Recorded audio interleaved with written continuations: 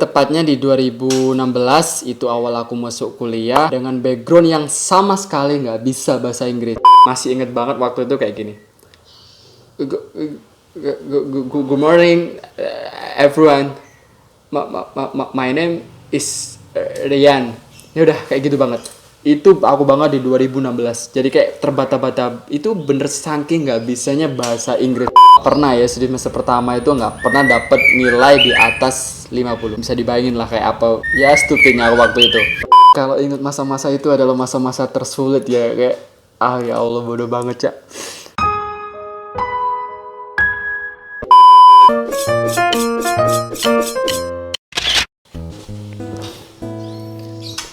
Halo semuanya, welcome back on my YouTube channel. Bagaimana nih kabarnya kalian semua? Semoga semuanya baik-baik aja ya. Ya seperti yang kalian lihat di depan aku ini di atas meja itu sudah ada skripsi. Ini skripsiku dan ini adalah ijazah. Jadi aku udah nunggu waktu lama banget buat konten ini, untuk buat konten ini karena aku pengen nge-share sesuatu yang gak banyak orang tahu dan bahkan tidak ada satu orang pun yang tahu tentang perjuanganku, bagaimana aku bisa sampai ke tahap ini, yaitu bisa lulus bisa lulus kuliah lah, seperti itu. Banyak orang yang bilang bahwa yang berperspektifan beranggap bahwa aku itu adalah orang yang pinter karena bisa lulus cepat, atau mungkin beranggapan aku pinter karena aku bisa kuliah di jurusan pendidikan bahasa Inggris. Tapi mereka nggak tahu di balik itu semua banyak perjuangan yang yang aku laluin yang nggak semua orang tahu. Jadi hari ini aku bakal nge-share ke kalian bagaimana perjuanganku yang istilahnya mati-matian lah ya, untuk bisa dapetin ini dan ini juga. Sebenarnya di bulan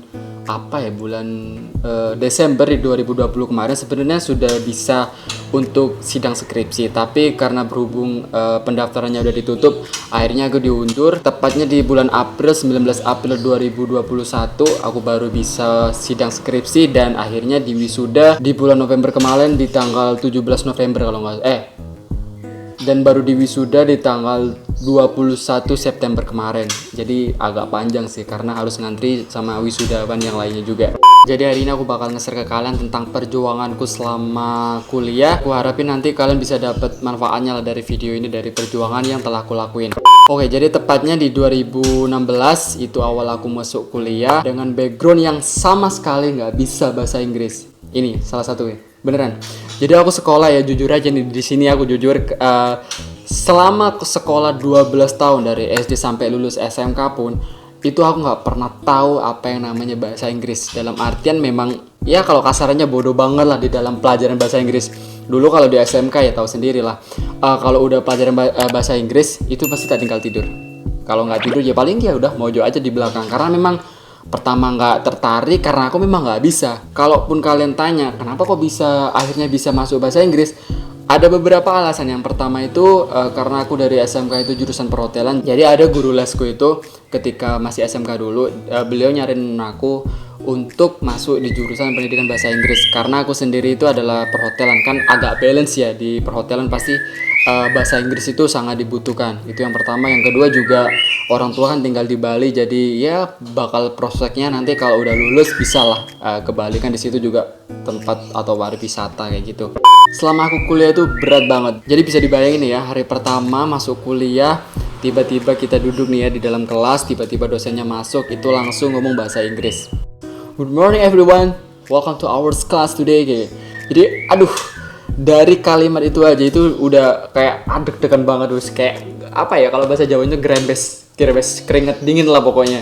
Itu waktu itu aku udah duduk di depan dan ya udah nggak bisa ngomong apa-apa, jadi kayak langsung diem aja udah. Mau gimana lagi coba, bener-bener nggak bisa lah ya. Terus si dosen itu masih ingat itu, beliau itu waktu pertama minta kita satu persatu untuk maju ke depan dan dia meminta kita untuk memperkenalkan diri pakai bahasa Inggris. Udah tambah keringet dingin udah. Jadi masih ingat banget dia di semester pertama waktu itu pas giliranku ya. Dan rata-rata fakta yang aku temuin, ini kan aku masuk kuliah kan 2016 dan itu banyak banget teman-temanku ternyata lulusan 2015 dan 1 tahunnya mereka sudah belajar di Pare. Bisa dibayangin dong gimana mereka. Jadi ketika itu satu persatu dari temanku di kelas itu maju, mereka good morning everyone, good morning my friend. Mereka memperkenalkan bahasa Inggris dan tiba di saat itu aku yang maju ke depan, di depan kelas. Aku cuma begini, kayak berdiri dengan masih inget banget waktu itu kayak gini. Good morning everyone.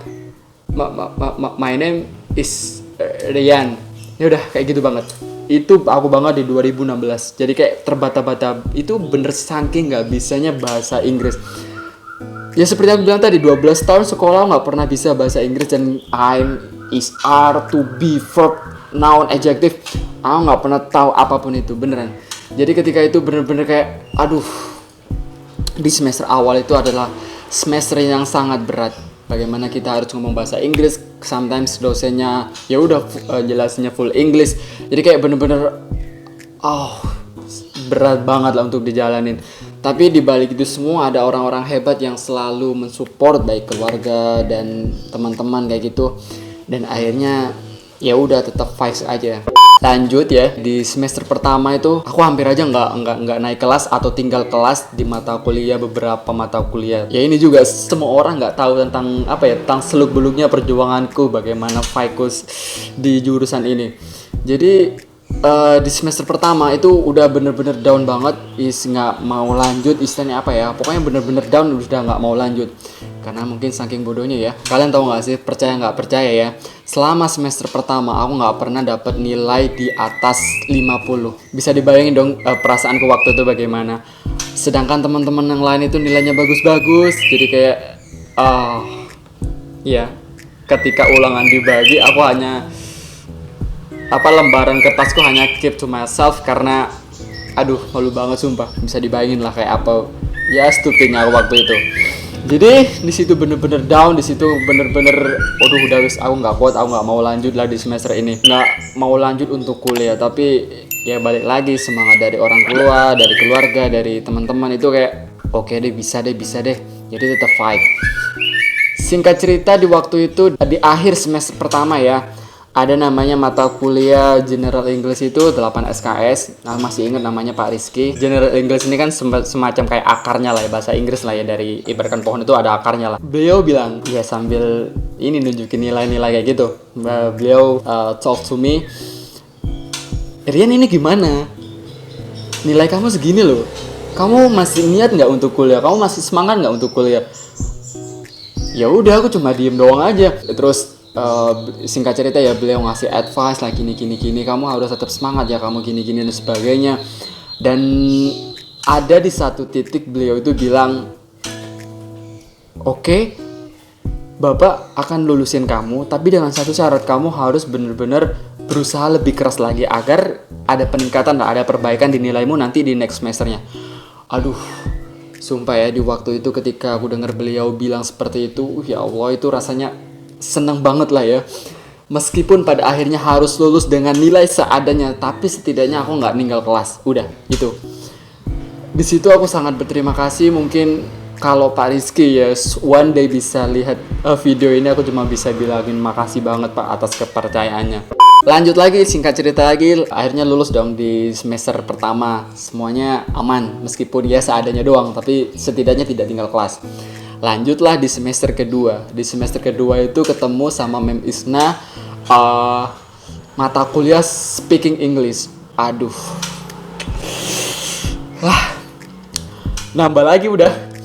Jadi di speaking class itu kita harus, ya namanya juga speaking class ya, kita harus ngomong bahasa Inggris selalu, baik presentasi ataupun gurunya juga nerangin pakai bahasa Inggris dan semuanya, kayak listening juga.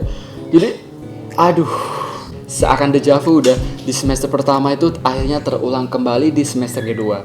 Itu parah banget sih, bahkan lebih parah ya.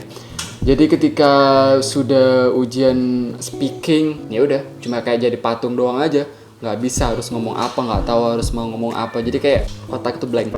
Jadi singkat cerita lagi, di akhir semester 2 ini disidang kembali udah. Disidang lagi sama si dosen, sama Mem Isna ini, masih ingat.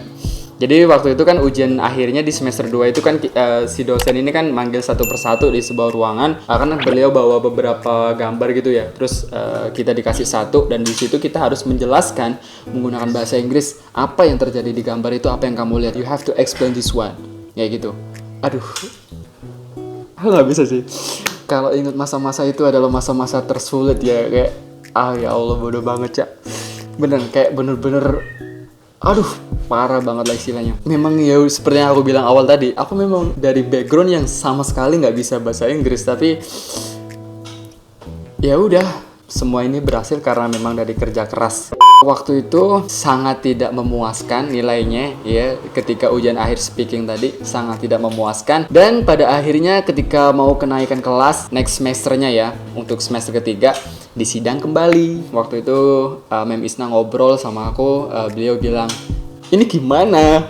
Nilai kamu seperti ini, kamu yakin bisa lanjut? Udah, cuma bisa diem doang, nggak bisa ngapa-ngapain, mau ngapain lagi? Ya dengan nilai seadanya seperti itu sangat-sangat di bawah standar lah ya kayak gitu. Dan alhamdulillah sih aku sangat bersyukur dipertemukan atau diajari oleh dosen-dosen yang sangat luar biasa, yang baik hati. Jadi waktu itu untuk kesekian kalinya si dosen Mem Isna ini ngasih aku kesempatan. Oke Rian, aku bakal lulusin kamu, tapi dengan syarat kamu harus belajar lebih giat lagi, kamu harus tetap semangat lagi untuk memperbaiki progresmu ini atau nilai-nilai ya yang sangat tidak memuaskan. Dan sekali lagi aku sangat bersyukur aku bisa lulus di mata kuliah di semester 2. Setelah kelulusan di semester 2 itu kan kita libur semester ya, sekitar ya hampir 2 bulan lah. Nah di situ aku banyak banget merenung karena aku nggak tahu aku ini harus mau dibawa kemana. Karena melihat kemampuanku sangat tidak meyakinkan, tapi di satu sisi aku nggak mau ngecewain orang tua yang udah percaya ya untuk aku bisa kuliah dan sudah ngeluarin uang juga dan sebagainya lah. Banyak banget pertimbangan yang harus dipikirkan sebelum akhirnya aku untuk memutuskan istilahnya putus kuliah lah. Itu udah mentok banget karena aku memang nggak bisa, otaknya udah kayak segitu. Tapi ada di satu titik orang tua itu bilang, ibaratkan kalau kamu kuliah itu ibaratkan kayak kita mau renang. Sekalipun kita mau renang, kita nggak mungkin dong cuma kecek-kecek doang, cuma mainan air di pinggiran sama main air semua sampai kaki doang. Tapi kamu harus nyemplung juga. Begitu juga dengan kamu kuliah, kamu harus all out lah, kamu harus belajar lebih giat lagi. Beliau selalu bilang ya, mungkin kita sering dengar sih, tidak ada yang tidak mungkin ketika kita benar-benar mau berusaha. Dan di saat itu juga aku memutuskan untuk lanjut, dan pada akhirnya ketika masuk di semester 3 aku itu kayak masang, kalau orang Jawa ya, kalau kasarannya itu rai-rai gedek gitu. Bahasa Indonesianya itu nggak tahu malu lah, dalam artinya kayak gitu, nggak tahu malu. Jadi waktu itu masih inget banget ada 2 seniorku yang jadi panutan lah ya. Aku sebutin aja namanya itu Mas Danar sama Mas Karim. Kalau kalian nonton video ini aku terima kasih juga buat kalian, dan juga nama orang tersebut itu aku cantumin di deskripsiku ini. Karena 2 orang itu salah satu orang yang berjasa juga di berkelanjutan di kuliahku lah. Jadi Mas Danar sama Mas Karim ini adalah orang yang selalu ngasih advice, yang selalu tak ajak sharing ketika ada pelajaran yang aku nggak tahu ataupun sesuatu yang aku nggak tahu. Aku selalu tanya ke mereka. Jadi, Mas ini gimana Mas, gini. Pokoknya selalu sharing sama 2 orang ini. Kalaupun 2 orang ini nggak masuk ataupun dia nggak tahu juga atau mungkin masih bingung, aku selalu tanya sama teman-teman yang lain yang sekiranya aku rasa dia paham lah ya. Jadi ya udah, meskipun mau dikatain aku nggak tahu malu, kayak aku mungkin mau dikatain bodoh, waktu itu bener-bener kayak udah masang timing di sini, wes anti malu kayak gitu. Pokoknya aku bisa lulus kuliah ini, aku bisa selesai di kuliah ini.